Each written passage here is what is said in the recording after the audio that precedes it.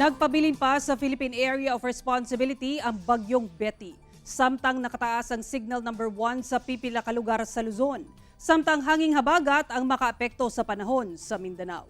Uling nabatikdan ang bagyong Betty sa bahin sa Sidlakan nga bahin sa Apari, Cagayan. Sa uling buletin gikan sa Pag-asa, nakataas ang signal number 2 sa Batanes ug northeastern portion sa Cagayan Province ug Babuyan Islands. Samtang pipila ka lugar sa North ug Central Luzon ang gipaubos sa signal number 1.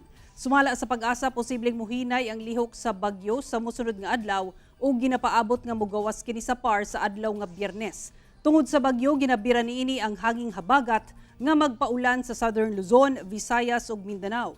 Base sa datos sa Metro Weather, makasinati og panagsang pag-ulan ang Mindanao sa mosunod nga mga oras.